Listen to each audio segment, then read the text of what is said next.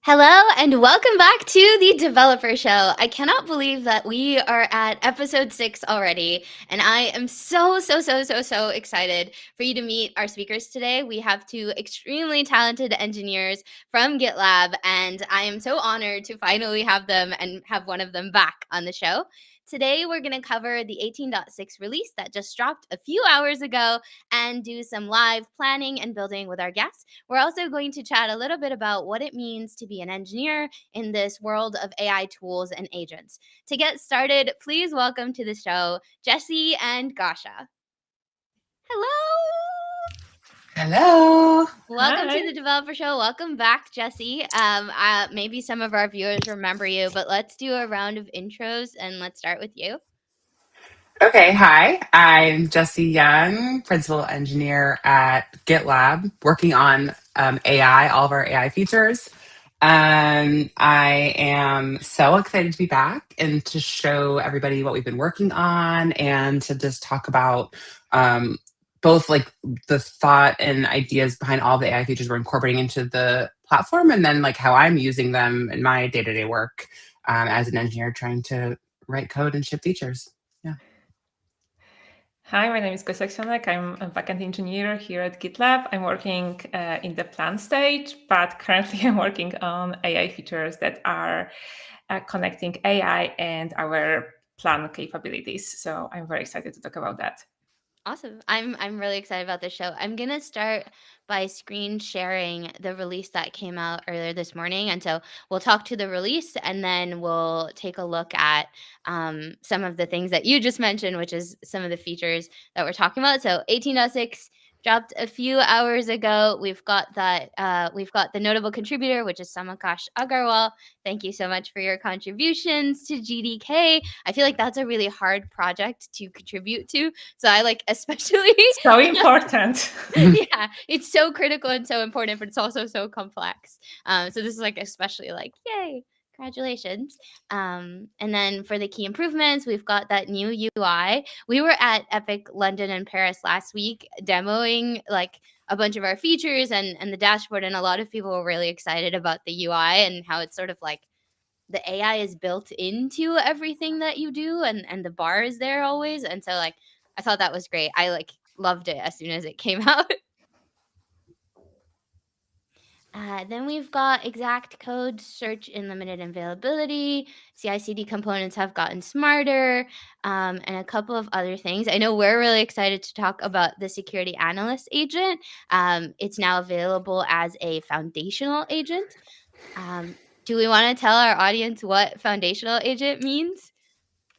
Yeah, sure. So our foundational agents are agents that are provided for everyone when they interact with GitLab. So they can pick when they interacting with agentic chat, they can pick our Duo agent, which is like the most general agent, but they can only also use specialized foundational agents. We wrote system prompts for those foundational agents and gave them like very specialized tasks. So if you want to work on the vulnerability, security analyst agent can be your great like assistant in that particular task. It's like more specialized than Duo agent, and it's just there. You don't need to do anything to have it. You don't have to go like find it and No, turn it on. it will be just there. Okay, I'm gonna stop sharing so that we can talk a little bit more about that. Like the Duo Planner is also becoming foundational with this release. That's right. That's And true. like how is that different from in the past? You know, when we had sort of the AI catalog and you had to go and like find the agent you were looking at and then attach it. Like why these two agents? Like what makes them special and sort of why are foundational agents helpful? Yeah. Like, yeah. Go Jesse? for it, Gosha. Go Go for Gasha it, and then we'll go Gosha. Jesse. Okay, so we believe that like specialized agents can do just a little bit better job in like specialized tasks. So if you want to like create a great issue description for your issue, you go to Planner Agent because it knows how to.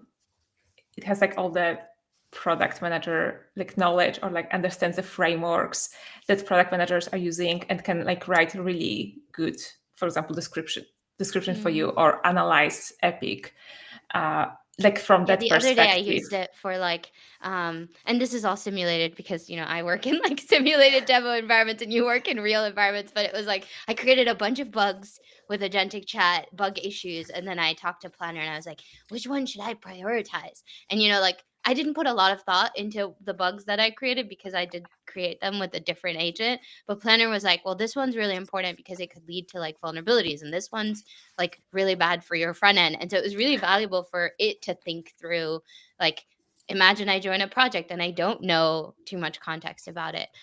So like what you're mentioning, where it sort of was very good at planning and organizing and literally telling me like, here's the next 5 things you need to do to get to a good situation with your project, because this is a lot of bugs. And I was like, okay. Like I use it the other day to create the issues for me, because, you know, sometimes when I create issues, I just write titles and like everything is in my head what I mean by that. And I'm not great at writing. You know, I can write code, but in terms of writing prose, I'm not good at that. So I have this like little hack for my productivity that I record myself and transcribe it using AI.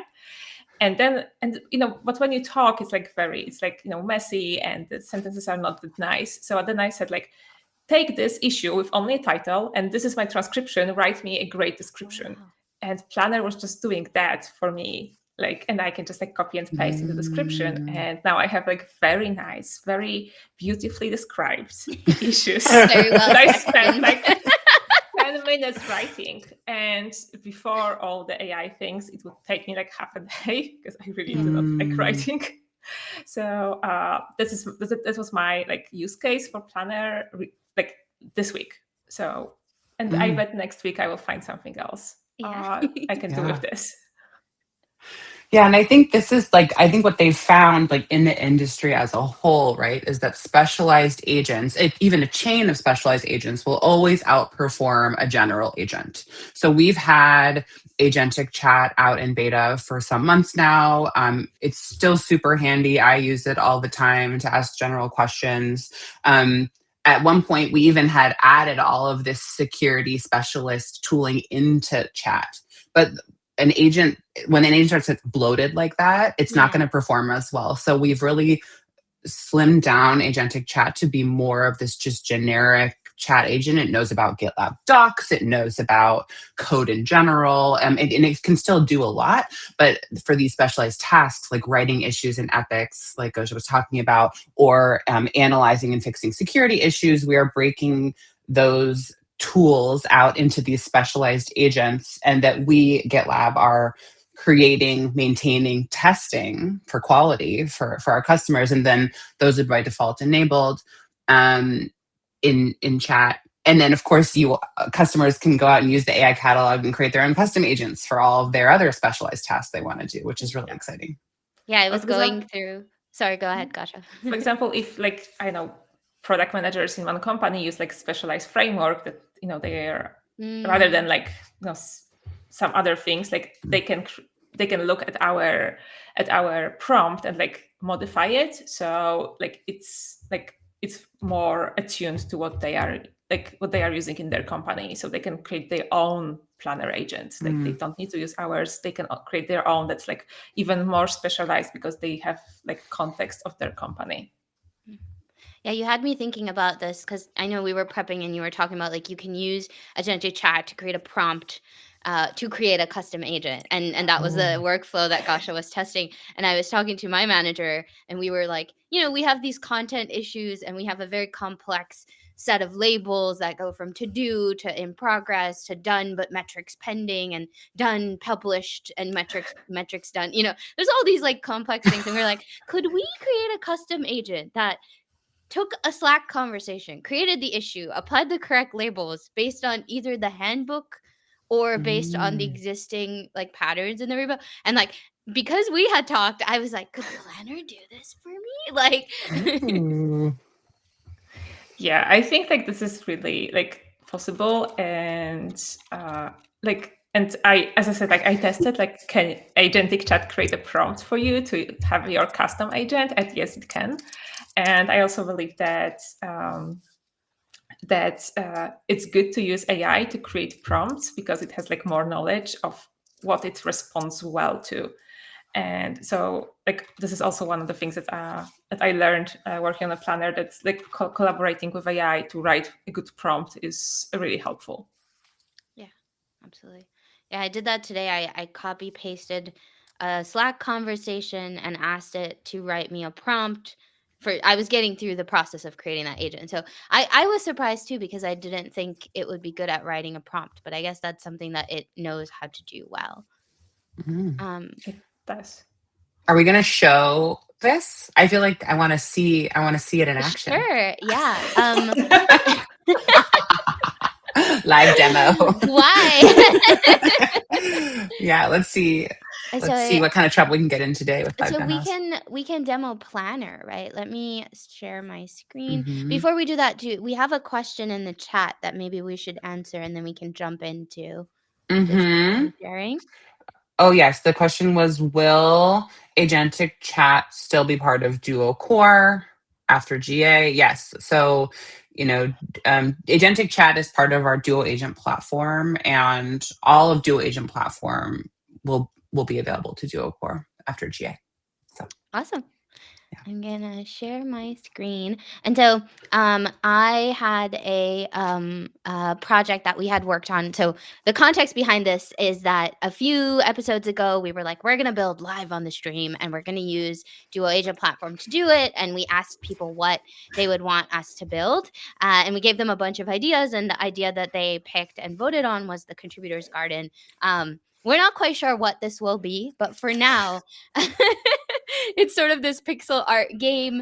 And let me actually show you. I have the local host running. Ooh. Right now, it's just like a vintage game.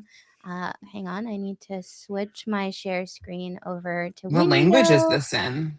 This is in vanilla JavaScript because you can't be too Wow. controversial.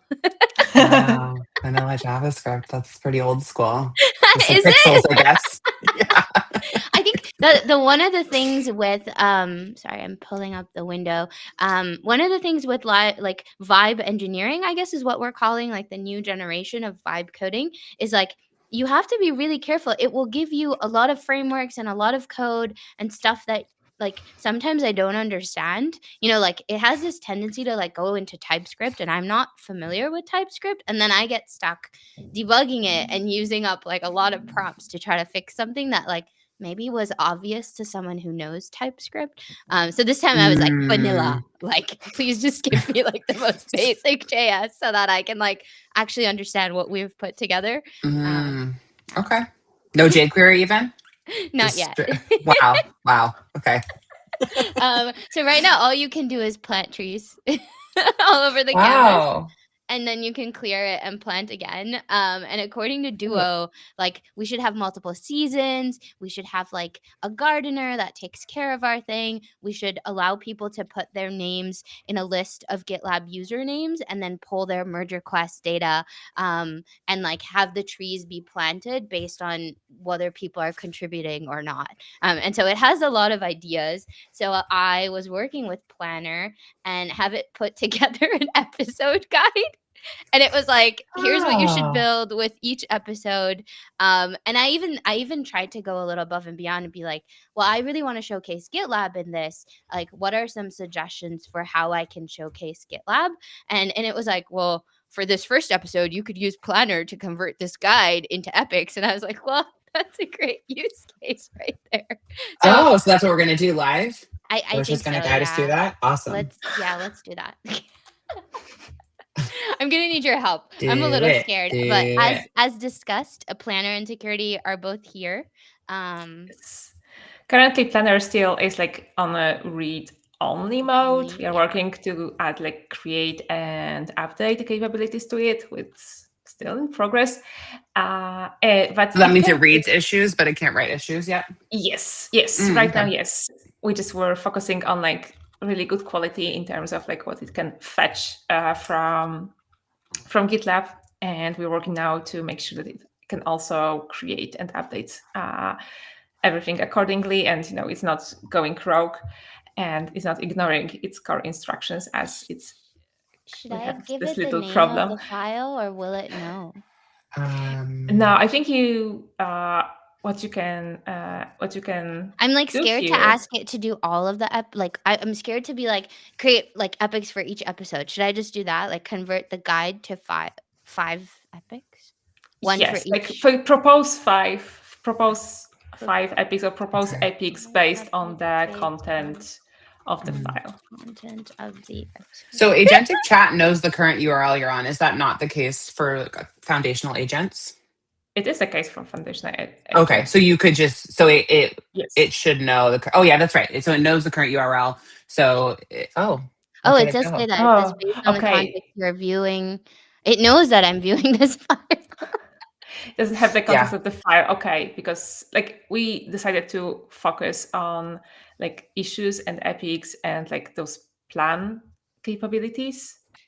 So So I can't access so you have to just feed it the yeah, content. So just copy the markdown yeah. with and then Yeah. just paste it in there. Tokens be damned. Here we go. Whee!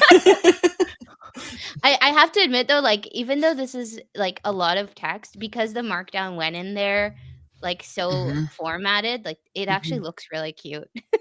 I'm someone who like my tools also need to work really well, but they have to be aesthetic. And like Yeah. it's important that Mm, stuff like looks nice to me. mhm, What I've been mhm, doing with Planner so far is I would just like copy this since it's Hmm. read only and then ask Agentic Chat to like bulk create things for me. Is You there can a mhm. also do that. different like workflow that you use? Like usually I have like epics and issues and I only like need description. So I just like copy You're not like the me. just the You already description. organize your work. Yeah. I Well, it's like an to have interesting use like a case, little bit of though. control. It's an interesting use case because, so it's kind of unusual in my day to day workflow to have Yeah. like the plans that of what I'm doing in the repo itself, right? We Yeah. usually at GitLab use issues and epics, but I That's can That's see good. how people would do that and how that would make yeah. sense. So maybe we should allow this foundational agent to read To repo have contents. Yeah. yeah, like the repo is the one thing that I am a little bit of like conscious when thinking about giving it the access to the repo is like, is AI going to be like overly helpful and go into proposing like solutions or implementations? Mm. And I want it to be really focused on like the planning capabilities and do not overgrow into another very generic tool Coding because agent. Yeah. Mm. You as want it we to said, stay those specialized. specialized Hmm. Yeah, tasks that's a really are good point because if it's good at everything, then is it really good at anything? And Hmm. yeah. like because it's a planner, you want it to stay focused on planning. It's Mm. funny because I was talking to Duo Chat in VS Code with like the context of this project, and I was like, hey, I'm gonna do a live stream, and what ideas do you have for features for this project? And it was like, I've created for you an implementation guide.md, and I was like, nobody asked for a file. So that's how I ended up with a developer show MD file. It wasn't like my Mm. workflow. It was just like by default, that's what it wanted to do for me. And I was like, well, this is a strange way to then go and create, like you said, but it was interesting that it was like, this doesn't belong in your README because this is a level of planning and like implementation and like things you should do. And so it was like, I've created a separate file for you. And I was interested by that. I was like, well, I'm really glad you didn't just put that in my README because it doesn't really Mm. belong there. Mm. Just is agentic chat in IDE like has access to like issues? It should, right? Hmm. It should. Was that Yeah. a question? Yeah. Look at how smart it was, by the way, that you tried to create epics and it was like, these need to be in the parent group. That's something that I learned like 2 weeks ago. Oh, I missed that. I'm always looking for GitLab epics and projects, and they're only on groups. That's what I was just doing. I was like, where are the epics again? Gotta go to I the need parent group. Duo yeah. knows. So go up Oh, to. it gave me a link. I don't need to Okay, find cool. Okay, cool. it. Yeah, so here they Oh, are. Voila. wow. 5. And I then I got found them. busted. It was like, you don't have these labels, so I don't know what you want me to do. That's like good because like we don't want like rogue labels, especially we don't Yeah. want rogue Yeah. labels in GitLab because we have so many labels in GitLab Yeah. project that if AI starts to like create new ones that's going Oh, that would through. be scary because, like, depending on the prompt, it'll just create another 10 labels. Yeah. And I think aren't I labels really in like GitLab not necessarily unique? Like you could have two labels called like Yeah, because you AI can have feature them, or like, something. Yeah, project and level also they and group can, level. yes, Yeah. project and group levels. That's the Okay. other I Yeah. was just problem. admiring, like, nowadays we can, like, pull up the issue in, like, this little sub window. I really Mm-hmm. like it. Mm-hmm. Thank I you, work really like items it team. because you can just be Yeah. like, "Wee," and you don't have to open 7 tabs to take a look at all of them. Yeah, it's Um, true. so this is great. Yeah, these are all the like, Okay. we wanna start with, like, the dual planner integration. So then are we We going to wanna create issues for these epics or what do you I think we think should do that we should next? do that. I think so. What do you think? You're my Yeah. pair programmers today. This one's for the Well, I think tree we can create species. issues. Yeah, Like do we you wanna can work on this one? I think this one has more, like, stuff we can play around with, Yeah. like different trees. Should I switch over to planner Oh, I or thought you were no? in planner. No, no. because I while you were chatting, I went from, so I went to Planner and I asked Planner, let's do a recap. I asked Planner to propose the epics based on the guide, and then Oh, I just copied copied it. everything, and I Oh, popped because it it in can do the right. agentic chat, and I was Okay. like, "Sorry, the history," and I was like, one thing I've learned is if I say bulk Did you say instead of going bulk? like create one and then prompt for the next one, and then I just go like create these in bulk. Because one day I had like 40 issues and I wanted to label them based on what they were, and Hmm. I didn't want to approve 40 times. Hmm. And maybe there's a better way to do this. I didn't want to approve 40 times. So I was like, hey, like, this is taking really long. Is there a Yeah. faster way that you can create these issues for me? And, Agentic Chat loves to be helpful. And it was like, one, you can do this via the API. I can write you a script and you Hmm. can like label all of your issues through there. And I was like, yeah, but then you are not like reviewing the issues. So no. And two, Yeah. it was like, I can do them for you in bulk. And I was like, oh, really? Hmm. Bulk Secret keyword. knowledge. Yeah. Bulk is the Secret keyword. keyword. I would not recommend updating like 55 issues in bulk, because Mm, you have to still approve 50 times. Like the button itself, you have to approve each item in bulk for some reason. Maybe mm. nobody's using bulk at the moment, but like Mhm. that that alone, I was like, is it work? Is it broken or is it? And then I would click a Oh, multiple time, and then I would start seeing the issues get labeled, and I was like, oh, it is working. It's just that it oh, doesn't take bulk approval, but this time it seems like it took a bulk approval. So I think the huh. bulk approval is something new. Like, working with agentic chat, like I Yeah. discover new things every day. Like, oh, I'm like, oh, Yeah. this changed. Oh, this is new icon. Oh, this is different than yesterday. Yeah. So our AI team is pretty busy, Pretty as you big. can tell me Speaking by of her. new things, I'm curious what model are you using down there? You're using Sonnet 4.5?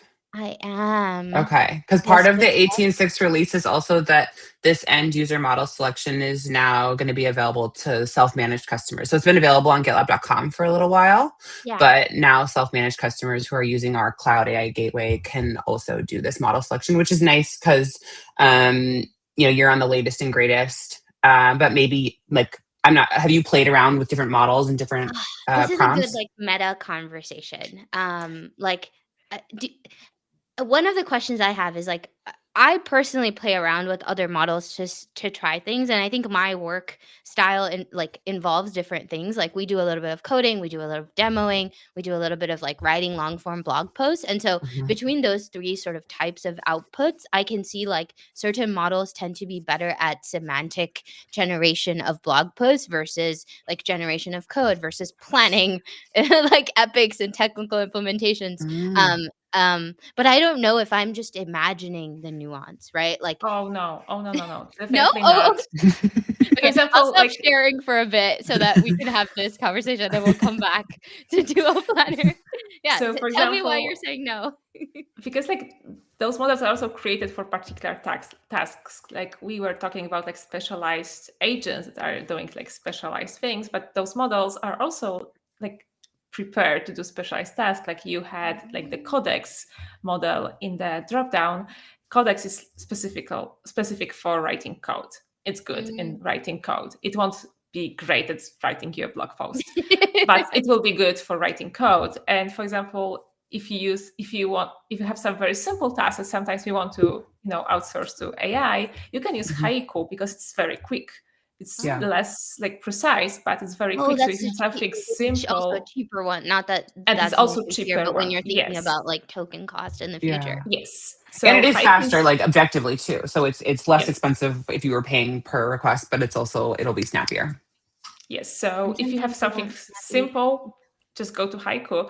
And if you have like more general task, but you also require some like more precision, you can go use Sonnet.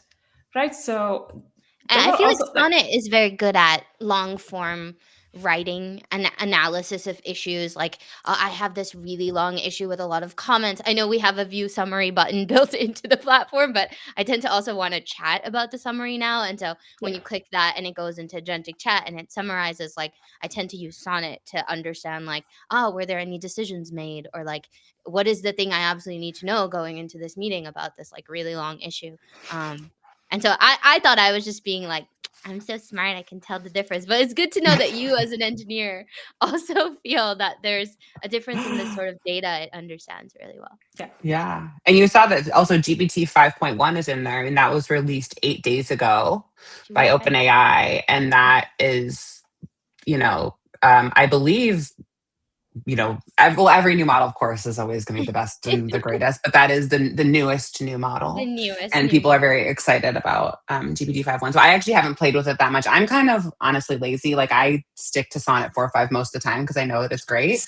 But somebody yesterday was just telling me, they're like, you should really check out I mean, 5.1. It's awesome. there's also something to be said with like expecting the outcome, right? So if you're always working with Sonnet, you know what you're going to get for the most part if you work with it every day. And like if you were to Yeah. switch that and suddenly the way that it formats things or the way that it responds or the way that it Yeah. maybe it Yeah. doesn't understand, edit them in bulk, right? And then you're like, Yeah. like, you know. But Sonnet loves to tell me that I'm absolutely right. And That's I so actually Great to tried that. see, Jesse. so It's a hard. great thing to I do. tried so hard with prompt engineering to get it to not do that through agentic chat. Yeah. Like I Yeah. was like, do not tell people they're absolutely right. Like, do not like just be matter of fact. Don't be so Yeah. like such a cheerleader. Yeah. But nothing I did worked. So we are all absolutely right all the time. Yeah, sometimes I'm like, did I miss anything? Like, is there anything that I missed? And it's like, no, you're doing fantastic. And I'm like, wow, okay. I know that's a lie, but I'll take it. I get the like, I feel good about it. I once While we're made talking, I yeah. once made Sonnet blush. Like Ooh, it Ooh, like reacted what? with emoji. like blush emoji. I was Sonnet so proud responds of to you with myself. emojis? It reacted with emoji to what I Yeah. said.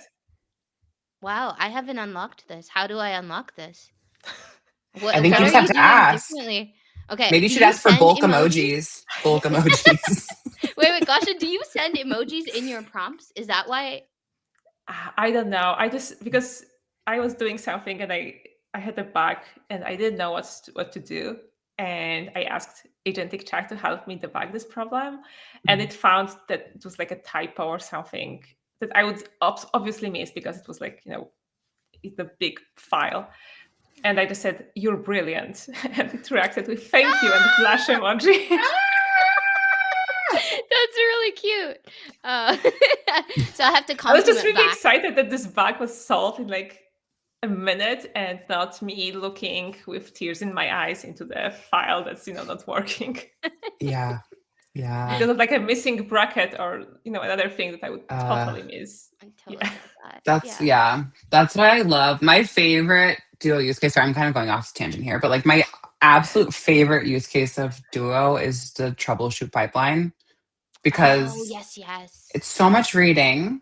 And then oftentimes the error, sometimes it's like, talk about crying, like there's a missing comma in your JSON or something, or Yeah, there's an extra earlier this morning comma. it was two Yeah. slashes in the artifact name, and I couldn't get the contributors garden to deploy to GCP. Yeah. I was like, why is it broken? Yeah. Yeah. And it's the kind of thing that like machines, like LLMs are not good at everything, right? There are some No. things, especially when it involves like context that might not be explicit, like implicit context that you understand because you were like in the meeting or whatever. But when it comes to parsing straight text, typos, all that. It's so good, so much better than Yeah. us. So Yeah. it's like I use that like Speaking 20 times a day. I know we're talking about using and use cases. I think we have a really unique opportunity on the dev show that we have like two engineers that are actively building and using AI at the same time. So yeah, if I wanted to open the floor to sort of talk about what that's like and like how that feels and like the types of things that you think about when you're building the thing and you're also like using the thing and it's sort of happening in parallel. And I feel like a lot of times with new technology, like to be in that space and position is, like, very special. It is. Gosha, do you want to talk about? Well, I'm curious to hear from because Gosha was like an OG duo chat engineer. Like Ooh. she now claims the plan stage as her own, but she was in fact in the AI department in it several iterations ago when it was named something else.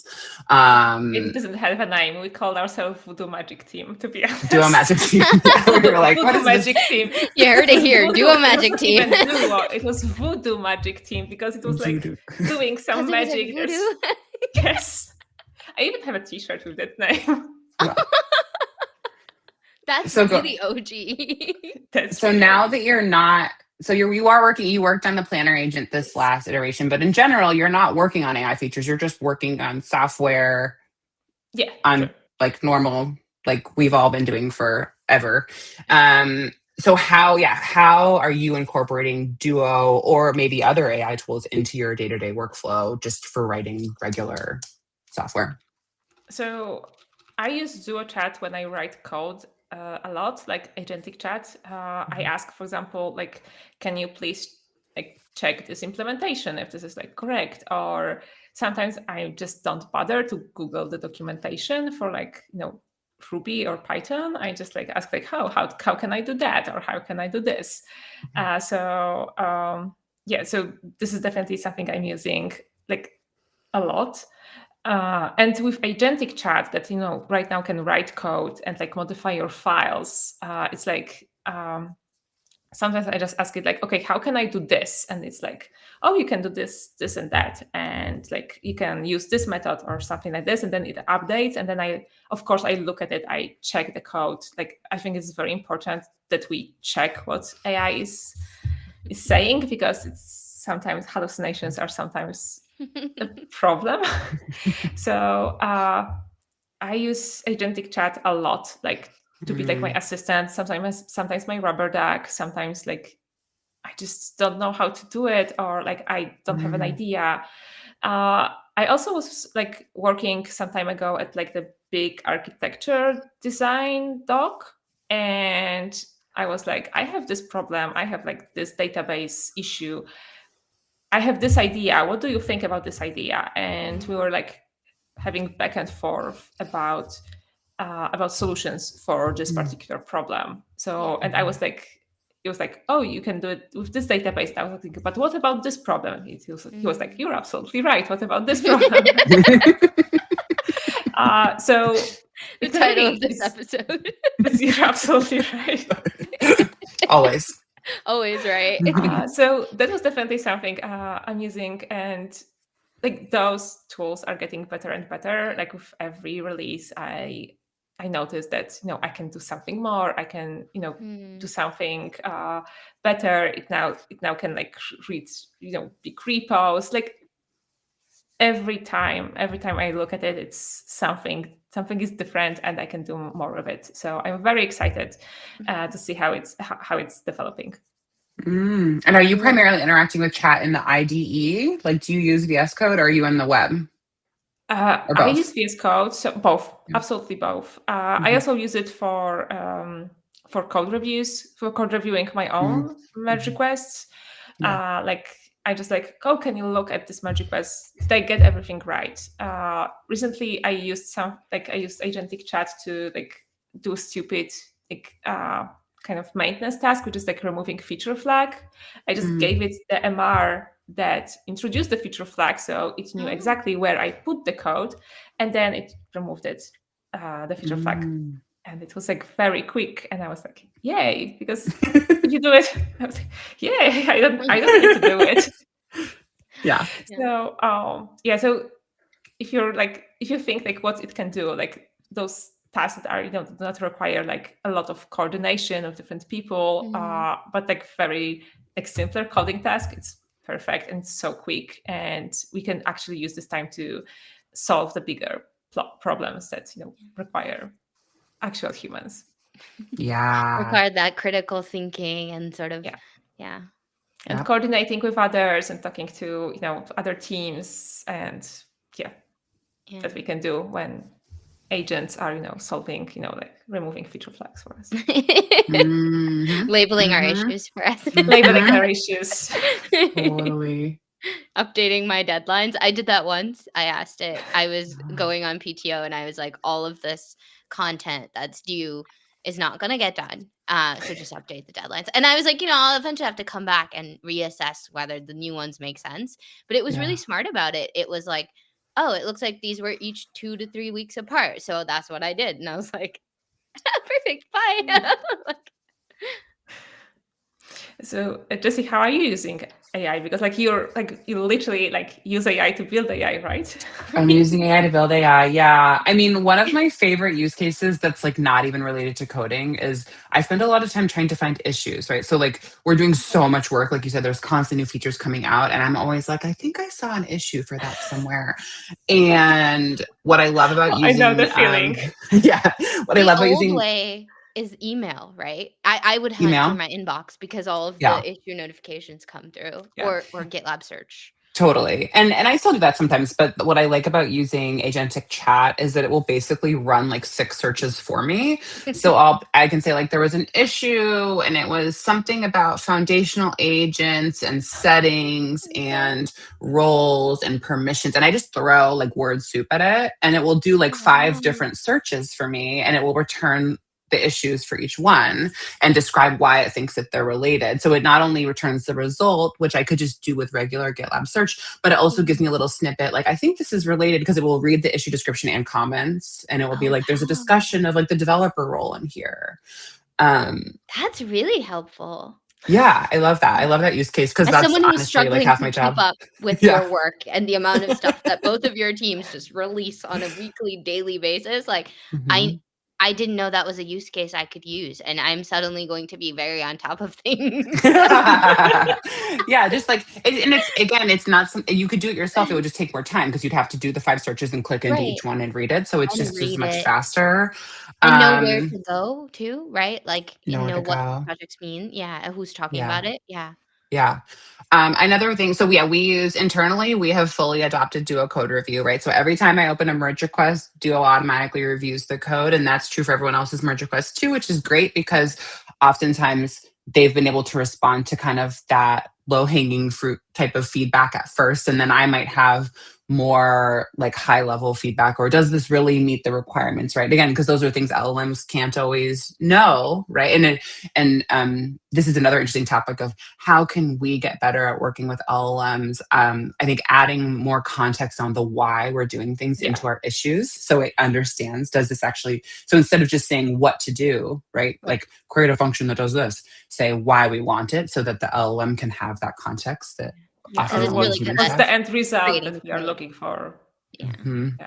Which is that Um, implicit piece that's missing, right? Because yeah, we understand it because we were in a call that decided what this feature was meant to do. But we yeah. didn't necessarily document that in a place where it can absorb that. Yeah. But then sometimes so we have Duo doing code review and then of course we also have humans doing code review. And sometimes people give me feedback and I don't understand it right away. And I often will feed that, like I will say, this person left a comment on my merge request, like what are they talking about? And the agent will kind of be able to rephrase it in a way where I can understand it more easily. So I do a lot of that. I also do a lot of, again, these are all non-coding tasks, but like just ways I'm realistically using Duo day to day is I am often just asking for a rewrite because I love to write long paragraphs, messy paragraphs, and then I go, ooh, I'm going to send this to Gosha. It's She's not going to me. want to read this. Yeah, yeah. So just feed it to Duo Chat and say, please, like rewrite this. I do Um, that with, like, threads on issues. I'll be like, "I wanna respond to this thread. I wanna sound smart, but I don't wanna, like, lose the attention because I'm verbose."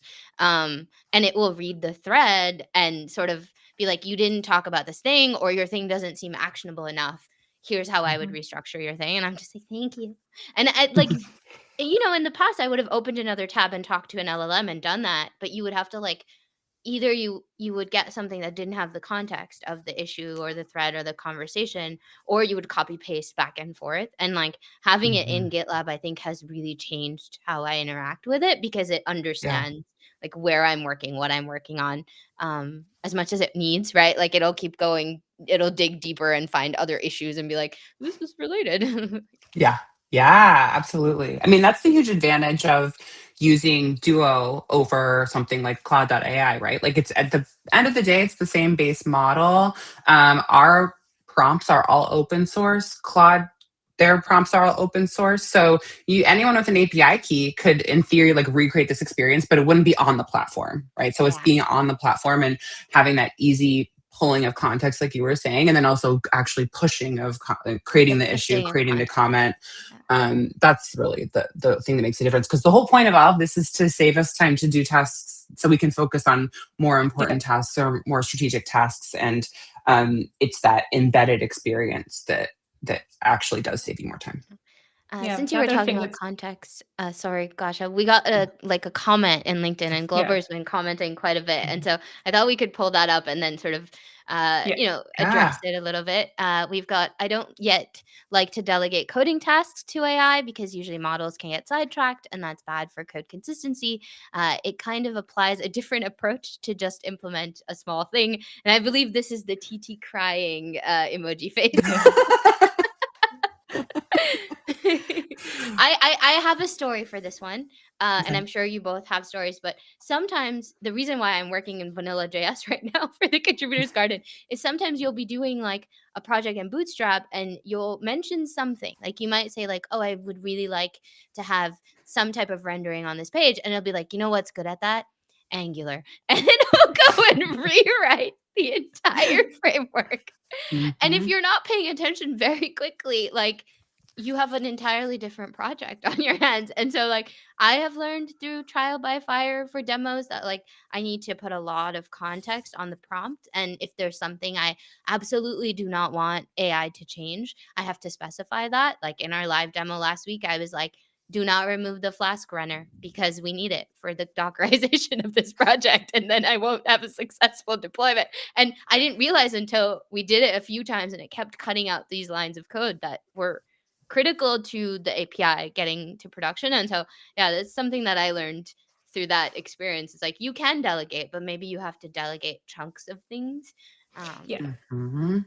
I think the Yeah. chunks of Totally. things are make sense. Also, like if you're working with an unfamiliar code base, the explain code functionality is my favorite one. It's one of my Mm, favorites yeah. because you can like just highlight part of the code that it's like you're maybe less familiar with the syntax or the tools that this project is using, and you just like explain this to me, and it explains it to you, and then you can ask follow-up questions. So it's like, oh, what's really like why we need this or stuff like that. And because I'm working now with like with the project in the language that I'm less familiar with, I use it all the time, right? Like I don't need to like figure it out myself. I can ask what this part is doing and what the syntax means, and it's also helpful for learning. I can learn a lot because I'm not getting stuck. And getting Mm. stuck when you're learning is just like the worst feeling. So I can be great with It's that. demoralizing. Yeah. And then you're Yeah, not Yeah. of like course. motivated to keep learning. Yeah. I mean, and this also like, so the comment, I think that was from LinkedIn, right? Is the person Yes. saying like, I don't delegate tasks. So I wrote an essay with a few other people called Oh. "No Vibe Coding When I'm on Call," which is the title is based on something I said I'm when people looking were forward. talking about vibe coding, and I was like, you know what? Don't do that all you want. Do it on the weekend. Do it, do it for fun.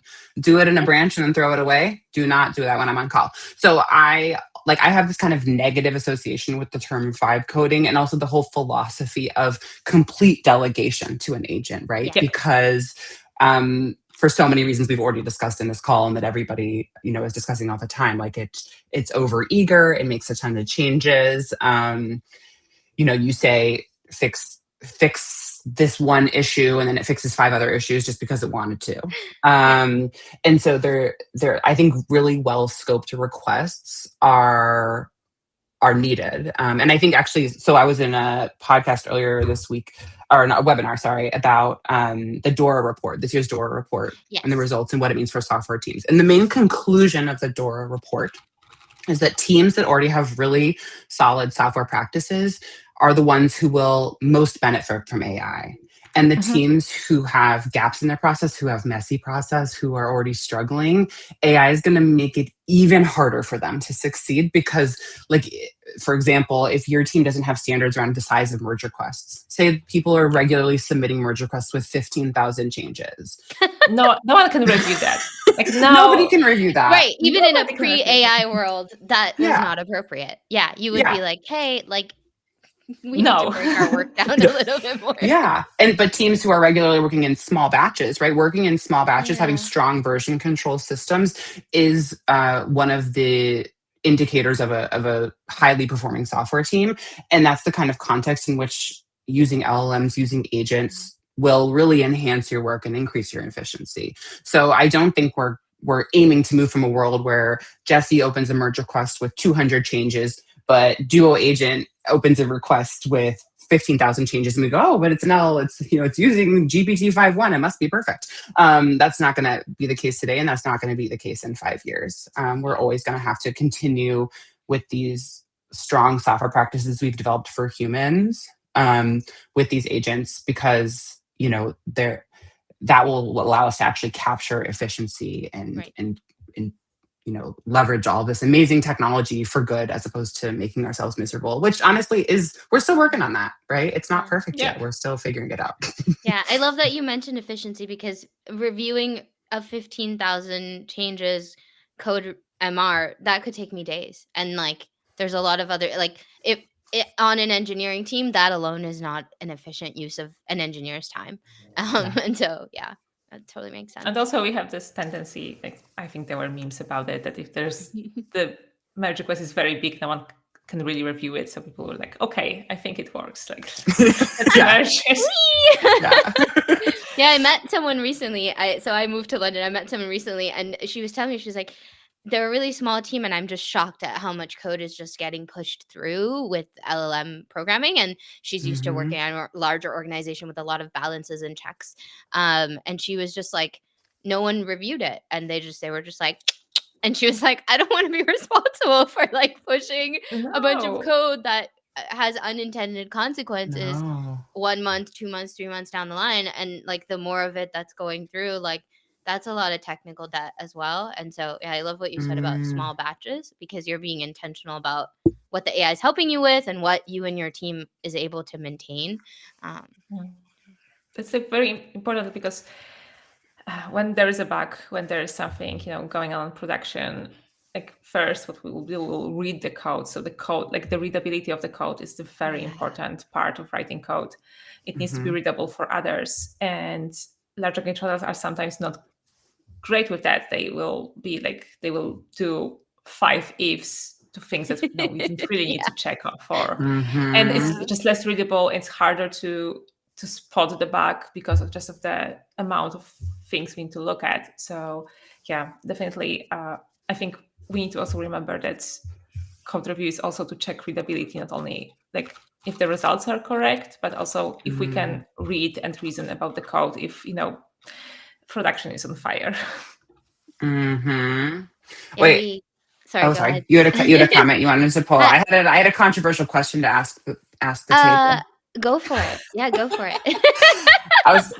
Have you ever had a colleague? I wish you had time to be a co-host, Jesse. Sorry. Like, have you ever had a colleague submit a merge request that you suspected was entirely written by AI and they potentially don't even understand what it was? And if so, what did you do? I did. I was in this situation. Merge request, I'm sure we've all been in it. This merge request took so much time of the reviewers that I don't know if the business impact of this merge request is what we were looking for, because it took.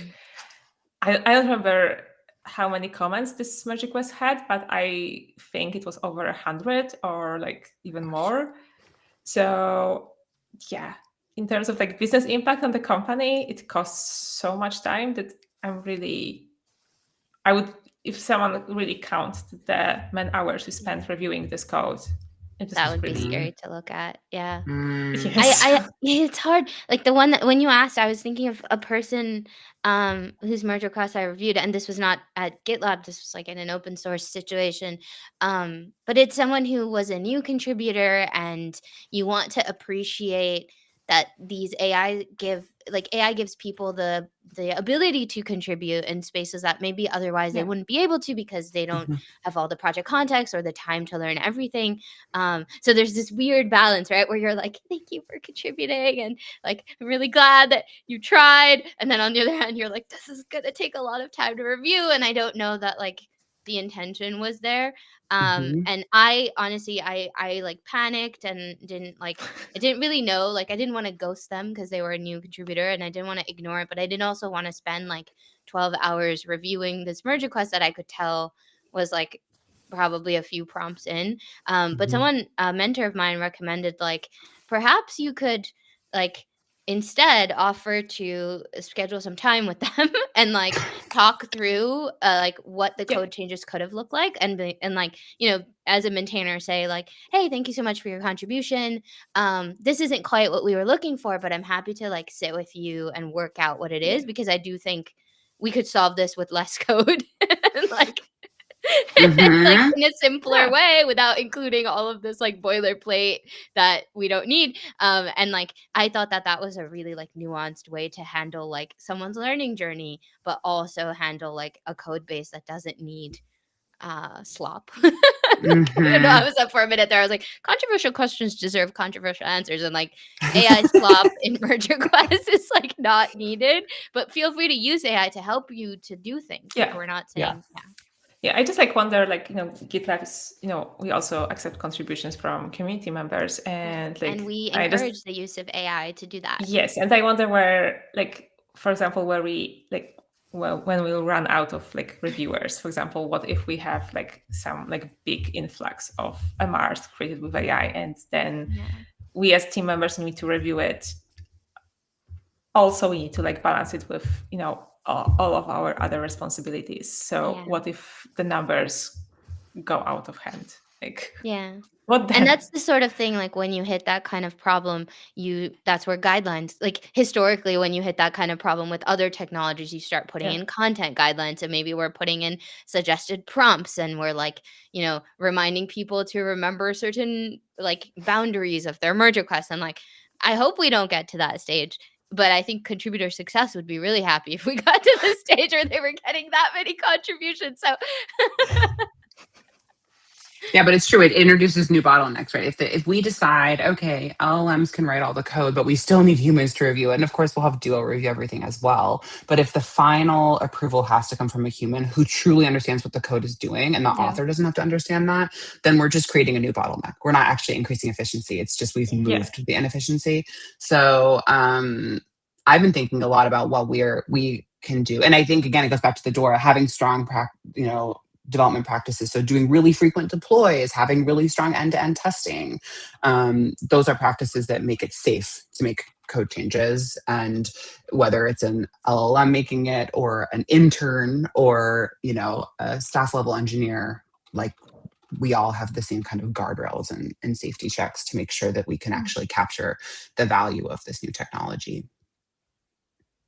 Yeah, that reminds me a little bit about like the show we had last week. Last week, sorry, producers, we're not doing these weekly. Last month we talked about like the future of work for developers and engineers given AI, and I think when you're talking about bottlenecks and having different sort of guardrails, that is sort of the future that we're moving towards very quickly. And there is a comment from Eric in LinkedIn about like you still need programming skills. Yeah. I still need to ask AI to refactor things or remove duplications for me. But for languages I don't know, it's really helpful. And so, like, there is this balance between how much code I'm generating versus how much I'm learning. And so, yeah, I wanted to pose this question to sort of close us out. Like, as people working in this field, like how are you feeling about the future of your role, and like what's one skill that you feel is critical as we're moving towards like needing more guardrails or needing to put more context into our issues and our prompts? What's something that people need to be able to do in order to continue to collaborate with AI agents in a way that uh, is efficient and helpful, and isn't creating work for themselves or for someone else later down the line? Mm-hmm. Coach, do you have a good answer? What is the I future think of that's, your job? if I can do my job and I can like sit on in my bed and read books, I would be a happy person. So, but I don't think it's coming very soon. Yeah. Yeah, Like full agent handoff I don't think is coming either. you still need to Mm, check, like you still need to collaborate with people, because like what's like the one of the biggest bottlenecks for developers before AI and now, it's like getting the correct requirements and clear requirements Yeah. for all the edge cases. Like that was always that's always challenging, because like especially in the product the size of GitLab, one change can have so many like side effects, and in parts of the code that you never ever seen even in your life. So we mhm. need, so understanding like the requirements and understanding edge cases, like that is still something that we need to do. Yeah. And if we can actually describe our changes really well, of course LLMs will be way better with implementing those, and we will also be way better in reviewing those if we understand ourselves very Yeah. well the requirements. Yeah. So this is, I think, something that's as one of you said before, like those implicit context from the call, like we need to, if we are better in writing it down in a clear way, we can actually like get better in collaborating with agents. Mm, yeah, absolutely. And just like I totally agree with Gosha. And I think in addition to just kind of having a better understanding of what we're doing and why, like ultimately this all comes back to being user centric, right? So it's so Yes. easy in the world of code to become obsessed with really good architecture and really clean code. And I have the best test coverage of anyone. None of it matters if users aren't happy, right? So, and I think that right now it's really easy to totally ignore the end user because we have to be so focused on the code. And hopefully this great engineers are already doing this. They're already very user centric, but I think that will allow us to think even more about that end user experience and focus on that and less on the internals of what's happening. Of course, we still Yeah. need to know how to write code. We still have to know how to read code for all of this to work. But I think that would be a really amazing outcome of this new technology, is that we actually build better experiences for everybody. Couldn't And agree better more. developer shows. On that note, thank you both so much for joining us today. I know we didn't get into the live demo as much as we had hoped, but I thought this Mm. conversation was fantastic.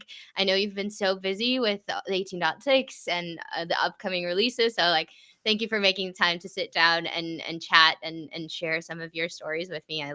Our audience really loved it. We got a couple of questions. So it's been really great to have you on the show. Hey, Thank thank you.